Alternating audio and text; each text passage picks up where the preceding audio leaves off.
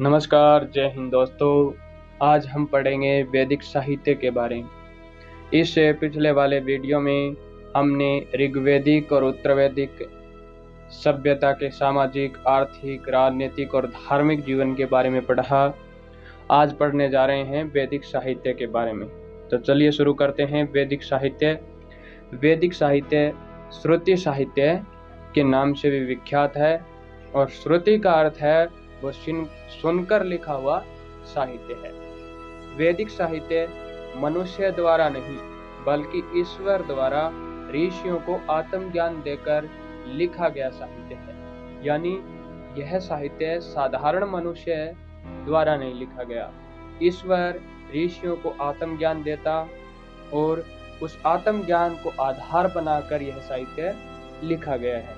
इसका ज्ञान कई पीढ़ियों तक श्रुति के रूप में यानी सुनाकर आगे आने वाली पीढ़ी को मिलता रहा।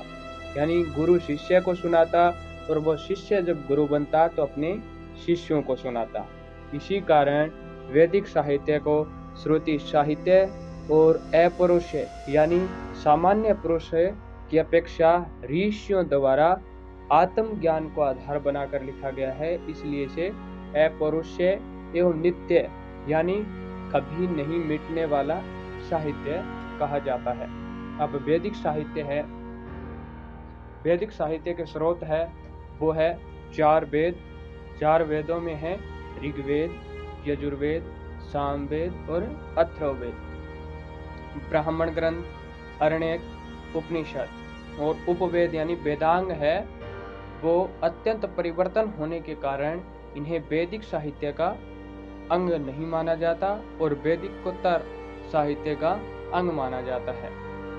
अब बात करें वेद के उपवेद की, यानी ऋग्वेद का उपवेद है वो आयुर्वेद है, यजुर्वेद का उपवेद है वो धनुर्वेद है, सामवेद का उपवेद है वो गंधर्ववेद है और अथर्ववेद का उपवेद है वो शिलभवेद है। अब बात करें ऋग्वैदिक साहित्य की, यानी वैदिक सभ्यता को 2 भागों में बांटा जाता है, ऋग्वैदिक सभ्यता और उत्तर ऋग्वैदिक सभ्यता।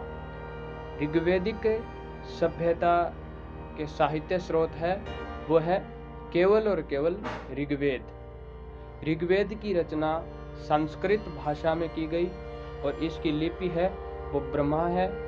यह आर्यों का सबसे प्राचीनतम ग्रंथ है और ऋग का अर्थ है छंदबद्ध रहना या श्लोक रूप में लिखा जाना। ऋग्वेद के सूक्त देवी देवताओं को स्तुति से संबंधित है। यानी ऋग्वेद में जो सूक्त है वो देवी देवताओं की स्तुति से संबंधित है, अर्थात प्रार्थना रूप में संकलित है। ऋग्वेद की रचना संभवतः सप्त सिंधु प्रदेश यानी 7 नदियों के क्षेत्र में हुई और कहा जाता है कि यह सरस्वती नदी के किनारे रचा गया। ऋग्वेद एक संहिता है जिसमें 3 पाठ है, 10 मंडल है और 1028 सूक्त है। ऋग्वेद का पाठ होतर नामक ब्राह्मण करता है और चतुर्वर्ण व्यवस्था का उल्लेख है वो सर्वप्रथम ऋग्वेद के 10वें मंडल के पौरुष सूक्त में मिलता है। और ऋग्वेद की कुछ ऋचाओं की रचना लोपामुद्रा, घोषा, सच्ची, पोलेमी और अथवा कक्षावर्ती नामक विदुषी महिलाओं ने भी की थी। यानी अकेले पुरुषों ने नहीं, ऋषियों ने नहीं, इनकी कुछ ऋचाओं की रचना है वो महिलाओं ने भी की थी। अस्तोमा शतगम्य वाक्य ऋग्वेद में लिखा गया है। पहला और 10वां मंडल बाद में यानी उत्तरवैदिक काल में जोड़े गए थे। 2 से 7 मंडलों को वंश मंडल कहा जाता है। ये प्राचीनतम मंडल माने जाते हैं। 2 जगह 7 मंडल है वह प्राचीनतम मंडल मानी जाए। ऋग्वेद के 4थे मंडल में कृषि का उल्लेख है और ऋग्वेद के 7वें मंडल में जो 10 रागे युद्ध है उसका वर्णन मिलता है। 9वें मंडल में सोमदेव की जानकारी मिलती है। सोमदेव यानी चंद्रदेव की जानकारी मिलती है। ऋग्वेद के 10वें मंडल के पौरुष सूक्त में 4 वर्णों ब्राह्मण, क्षत्रिय, वैश्य, शूद्र का उल्लेख मिलता है। ये हम पहले भी देख चुके हैं। इसका उपवेद है, यानी 4 वेद है, चारों वेदों का एक एक उपवेद भी है।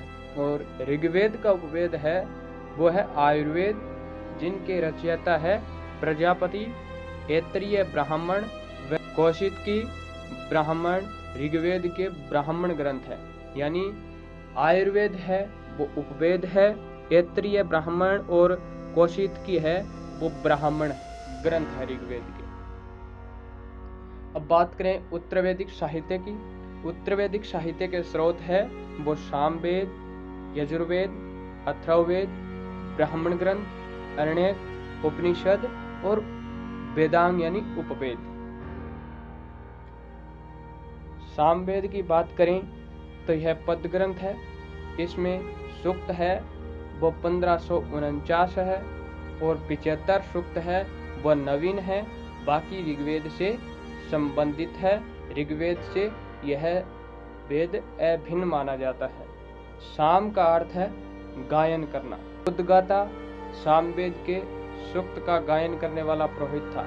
होत्र है वो ऋग्वेद के मंत्रों को उच्चारण करने वाला था और उद्गाता है वो सामवेद के सूक्तों का गायन करने वाला पुरोहित है। सामवेद भारतीय संस्कृति में संगीत से संबंधित सबसे प्राचीनतम ग्रंथ है। यानी संगीतों जो सारों प्राचीन ग्रंथ है संगीत संबंधित वो है सामवेद। साम का अर्थ होता है गायन करना। 7 स्वरों का सर्वप्रथम उल्लेख है वो सामवेद में मिलता है। श्रीमद् भागवत गीता में भगवान कृष्ण ने भी कहा है कि मैं ही वेदों में सामवेद हूँ। सामवेद का उपवेद है वो गंधर्व वेद है। इसके रचयिता है वो भरत मुनि है। पंचविश एवं जैमिनी सामवेद के ब्राह्मण ग्रंथ। यजुर्वेद यह गद्य एवं पद दोनों में रचित है। इसमें सूक्तों की संख्या है वो 1990 है। यजुर्वेद में यज्ञ एवं अनुष्ठानिक कर्मकांडीय विधियों का उल्लेख है। यजुर्वेद है वो अनुष्ठानिक कर्मकांडीय विधियों के उल्लेख से संबंधित वेद है। अर्धवर्यु यजुर्वेद में उल्लेखित कर्म कांडों को संपूर्ण करने वाला ब्राह्मण। होत्र है वो ऋग्वेद के कार्यों को संपन्न करता। उद्गाता है वो सामवेद के और अर्धवर्यु है वो यजुर्वेद के कर्म कांडों को संपूर्ण करने वाला पुरोहित है। यजुर्वेद की उत्पत्ति यजुष शब्द से जिसका अर्थ यज्ञ से है। यजुर्वेद में यज्ञ तथा धार्मिक कर्मकांडों को प्रधान बताया गया है। यजुर्वेद है वो धार्मिक कर्मकांडों से प्रधानित ग्रंथ है यानी वेद है। यजुर्वेद की 2 शाखा है। एक है कर्षण यजुर्वेद, दूसरा है शुक्ल यजुर्वेद। कर्षण यजुर्वेद की 4 शाखाएं हैं। मैत्रायणी संहिता, काठक संहिता, कपित्थल संहिता तथा शुक्ल यजुर्वेद की 2 शाखाएं हैं। मध्यादीन संहिता, कण्वक संहिता और इसमें 40 अध्याय हैं। इसका उपवेद है वो धनुर्वेद है जिसके रचयिता विश्वामित्र है। तैत्तिरीय ब्राह्मण तथा शतपथ ब्राह्मण इसके ब्राह्मण ग्रंथ है। अथर्ववेद की बात करें तो इसमें 20 अध्याय है, 231 सूक्त है और 5987 है वो मंत्र है। यह वैदिक साहित्य का चौथा एवं आखिरी वेद है और अथर्व का शब्द है उसका तात्पर्य है जादू टोने से। यानी जादू टोनो जको भी काम हो तो वो अथर्व वेद है। अथर्व ऋषि के नाम पर इसका नाम है वो अथर्व वेद पड़ा और अंगिरस ऋषि के नाम पर इसका एक अन्य नाम अर्थवागिरस ऋषि भी पड़ गया है। ब्रह्म अर्थवेद के सूक्तों का उच्चारण करने वाला पुरोहित यज्ञों का निरीक्षण करने वाला पुरोहित है उसको क्या कहा जाता था? ब्रह्म। अथर्ववेद का उपवेद है वो शीलभ वेद है, इसके रचयिता है वो विश्वकर्मा है, और गोपथ इसका ब्राह्मण ग्रंथ है। अथर्ववेद में यज्ञ में जब भी कोई बाधा आती है उसका निराकरण अथर्ववेद करता है। इसे ब्रह्मा वेदा श्रेष्ठ वेदा कहा है। अथर्ववेद में वंशीकरण, जादू टोना, भूत प्रेत, औषधियों का वर्णन मिलता है, और शल्य क्रिया का सर्वप्रथम उल्लेख है वो अथर्ववेद में ही मिलता है। और अथर्ववेद में सभा और समिति जो संस्थाएं थी उनको बताया गया है कि वह प्रजापत्य की 2 पुत्रियां थी। अब बात करें ब्राह्मण ग्रंथों की। ब्राह्मण ग्रंथ वेदों के गद्य भाग है जिनके द्वारा वेदों को समझने में सहायता मिलती है, यानी वेदों को सरलीकरण करने के लिए ब्राह्मण ग्रंथों की रचना की गई।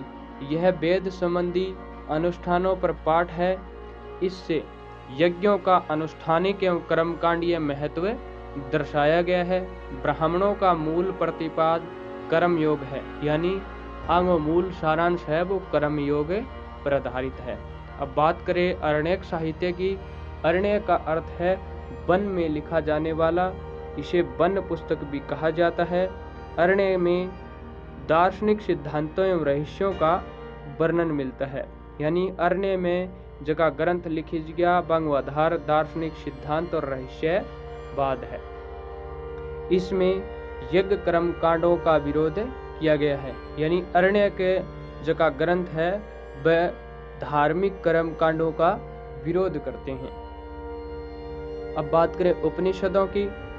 उपनिषद शब्द है वो उप एवं निस धातु से बना है। उप का अर्थ है समीप, निस का अर्थ है बैठना, यानी समीप बैठकर लिखे जाने वाला साहित्य। उपवेद का अर्थ वह शास्त्र, वह विधा जो गुरु के निकट बैठकर सीखी जाती है और लिखी जाती है।